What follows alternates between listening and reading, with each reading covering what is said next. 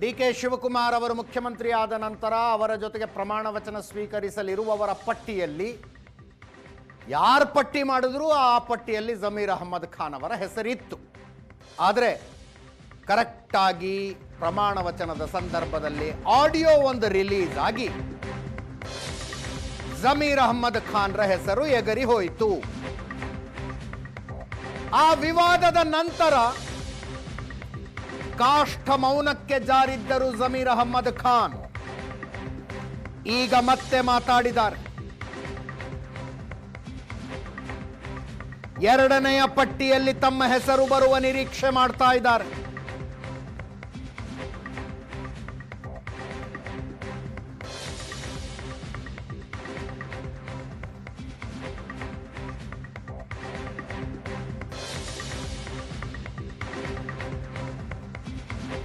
ನನ್ನ ಬಗ್ಗೆ ಸಿದ್ದರಾಮಯ್ಯ ತಲೆ ಕೆಡಿಸಿದ್ದಾರೆ ಅಂದ್ರು ಜಮೀರ್ ಅಹ್ಮದ್. ಈಗಾಗಲೇ ಸಿದ್ದರಾಮಯ್ಯ, ಡಿ.ಕೆ. ಶಿವಕುಮಾರ್, ಹೈಕಮಾಂಡ್ ನಾಯಕರು ಎಲ್ಲರಿಗೂ ಕ್ಷಮೆ ಕೋರಿದ್ದೇನೆ ಅಂದಿದ್ದಾರೆ.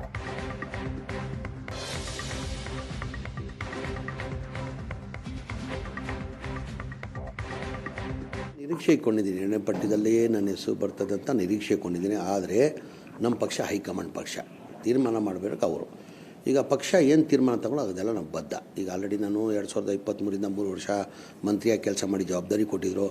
ಇಲ್ಲ ನೀನು 2028 ಚುನಾವಣೆ ಬರ್ತದೆ, ನಿನ್ನ ಪಕ್ಷದ ಕೆಲಸ ಮಾಡೋದು ಅದಕ್ಕೆ ಬದ್ಧ. ನಾನು ಪಕ್ಷ ಏನು ತೀರ್ಮಾನ ತಗೊಂಡ್ರೆ ಅದಕ್ಕೆ ನಾನು ಬದ್ಧ. ಇಲ್ಲ ಭಾಳ ಜನ ದಿಲ್ಲಿಗೆ ಹೋಗಿದ್ದಾರೆ, ನೀವು ದಿಲ್ಲಿಗೆ ಹೋಗಲಿಲ್ಲ ಅಂತ.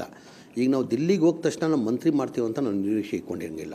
ಏನಕ್ಕಂದರೆ ನಮ್ಮ ಪಕ್ಷ ಕಾಂಗ್ರೆಸ್ ಪಕ್ಷದ ಹೈಕಮಾಂಡು ಯಾರಿಗಾನ ಮಂತ್ರಿ ಮಾಡಬೇಕಾದ್ರೆ ಅವ್ರು ಸರ್ವೆ ಮಾಡ್ತಾರೆ. ಸುಮ್ಮನೆ ಎತ್ತಿ ಮಂತ್ರಿ ಯಾರಿಗೂ ಮಾಡಲ್ಲ. ಯಾರೋ ರೆಕಮೆಂಡ್ ಮಾಡಿದ ತಕ್ಷಣ ಅವ್ನು ಮಂತ್ರಿ ಮಾಡಲ್ಲ, ಹೋಗಿ ಕೇಳಿದ ತಕ್ಷಣ ಮಂತ್ರಿ ಮಾಡಲ್ಲ ಅಂತೆಲ್ಲ. ಅವ್ರದ್ದೇ ಅಂತ ಒಂದು ಸರ್ವೆ ಮಾಡಿರ್ತಾರೆ. ಆ ಸರ್ವೆದಲ್ಲಿ ಅವರಿಂದ ಯಾರಿಂದ ಏನು ಪಕ್ಷಕ್ಕೆ ಲಾಭ ಆಗ್ತದೆ, ಯಾರಿಂದ ಜನಗಳಿಗೆ ಒಳ್ಳೇದಾಗ್ತದೆ ಅಂತ ಹೇಳ್ಬಿಟ್ಟು ಅದು ಸರ್ವೆ ಮಾಡಿನೇ ಸರ್ವೆ ಪ್ರಕಾರನೇ ಮಂತ್ರಿ ಮಾಡೋದು. ನಾವು ಹೋಗಿ ಕೇಳಿದ ತಕ್ಷಣ ಯಾರಿಗೂ ಮಂತ್ರಿ ಮಾಡಲ್ಲ. ಈಗ ಏನು ಸರ್ವೆ ಬಂದು ನನಗೇನು ಗೊತ್ತು? ನನಗಂತೂ ಹೇಳಲ್ಲ ತಾನೆ, ನಿನ್ನ ಸರ್ವೆದಲ್ಲಿ ಹಿಂಗೆ ಬಂದಿದ್ದು ಹೆಂಗೆ ಅಂತ ಹೇಳಲ್ಲ. ಅವ್ರ ತೀರ್ಮಾನ ಏನಾರ ಹೈಕಮಾಂಡ್ ನಿರ್ಧಾರ ತಗೊಳ್ಳಿ, ಅದಕ್ಕೆ ನಾವು ಬದ್ಧ. ಮುಖ್ಯಮಂತ್ರಿಗಳು ಸಿದ್ದರಾಮಯ್ಯನೂ ಅಭಿಪ್ರಾಯ ಕೊಡ್ಬೋದು, ಇಂಥವ್ರನ್ನ ಮಾಡಿ ಅಂಥವ್ರನ್ನ ಮಾಡಿ ಜಮೀರ್ ಮಾಡಿ ಅಂತ ಕೊಡ್ಬೋದು. ಮನೆ ಮುಖ್ಯಮಂತ್ರಿಗಳೂ ಅವ್ರ ಅಭಿಪ್ರಾಯ ಅವ್ರಿಗೆ ಕೊಡ್ಬೋದು, ಜಮೀರನ್ನ ಮಾಡಿ ಮತ್ತೊಂದನ್ನ ಮಾಡಿ ಅಂತ. ಅದು ಏನು ಕೊಟ್ಟರು ನಮ್ಮ ಪಕ್ಷ ಹೈಕಮಾಂಡ್ ಪಕ್ಷ ಅಲ್ಲ, ಅವ್ರು ತೀರ್ಮಾನ ಮಾಡ್ತಾರೆ. ನಿಜವಾಗ್ಲೂ ಆ ಆಡಿಯೋ ಬಂದು ನಿಮ್ಗೆ ತೊಂದರೆ ಆಗಿದೆ ಸರ್? ತೊಂದರೆ ಆಗಿರೋದು ನಿಜ. ಅದು ಆಡಿಯೋ ಬಂದಿರೋದು ನಿಜ. ನಾನು ಹೇಳಿಕೆ ಕೊಟ್ಟಿದ್ದೀನಿ, ಅದು ನನ್ನ ವಯಸ್ಸಿಲ್ಲ ಅಂತಲೂ ಹೇಳಿಕೆ ಕೊಟ್ಟಿದ್ದೀನಿ. ಯಾರದು ಆಡಿಯೋಲ್ಲಿ ಮಾತಾಡಿದ್ರು ಸಿರಾಜ್ ಅಂತ ಹೇಳ್ಬಿಟ್ಟು ಅವ್ರು ಕಂಪ್ಲೇಂಟು ಕೊಟ್ಟಿದ್ದಾರೆ. ತನಿಖೆನೂ ನಡೀತಾ ಇದ್ದೆ. ಸತ್ಯಾಂಶ ಆಚೆ ಬರ್ತದೆ. ಅದರಿಂದ ನನಗೆ ಸ್ವಲ್ಪ ಹಿನ್ನಡೆ ಆಗಿದೆ ಅಂತ ನಾನು ತಿಳ್ಕೊಂಡಿದ್ದೀನಿ. ನಾನು ರಾಜಕೀಯದಲ್ಲಿ, ಪರ್ಟಿಕ್ಯುಲರ್ಲಿ ರಾಜಕೀಯದಲ್ಲಿ ಬೇರೆಯವರು ಯಾರೂ ವಿರೋಧ ಇರಲ್ಲ. ಜಾತಿನೇ ವಿರೋಧ ಯಾವತ್ತು. ಬರೀ ನನ್ನ ಅಲ್ಪಸಂಖ್ಯಾತರು ಅಂತ ಹೇಳಲ್ಲ, ಎಲ್ಲ ಸಮಾಜದಲ್ಲೂ ಅಷ್ಟೇ ಜಾತಿನೇ ವಿರೋಧ. ಇದೆಲ್ಲ ಹೂವು ಸುದ್ದಿಗಳು ಆವಾಗಲೇ ನಾನು ಹೇಳಿಕೆ ಕೊಟ್ಟಿದ್ದೀನಿ. ಆಮೇಲೆ ಕಾಂಗ್ರೆಸ್ ಪಕ್ಷ ನಾನು ಏನಿಗೆ ಬಿಡಲಿ? ನನ್ನ ಕಾಂಗ್ರೆಸ್ ಪಕ್ಷ ಏನು ಕಡಿಮೆ ಮಾಡಿದೆ ನನಗೆ? ನನ್ನ ಮಂತ್ರಿ ಮಾಡ್ತಾನೆ ನಾನು ನಿರೀಕ್ಷೆನೇ ಇಟ್ಟಿರಲಿಲ್ಲ. ಆ ಟೈಮಲ್ಲಿ ಮಂತ್ರಿ ಮಾಡಿದ್ರು. ತಿರ್ಗಾ 2023 ಮಂತ್ರಿ ಮಾಡಿದ್ದಾರೆ.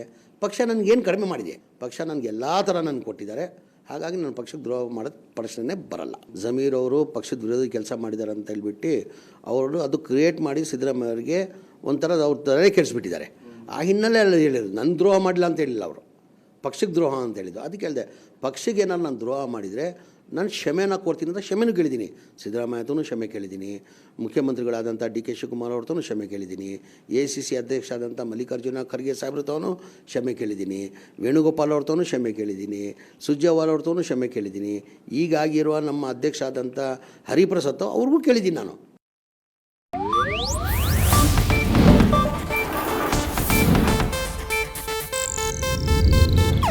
ಇದು ಏಷ್ಯಾನೆಟ್ ನ್ಯೂಸ್ ನೆಟ್ವರ್ಕ್ ಪ್ರಸ್ತುತಿ.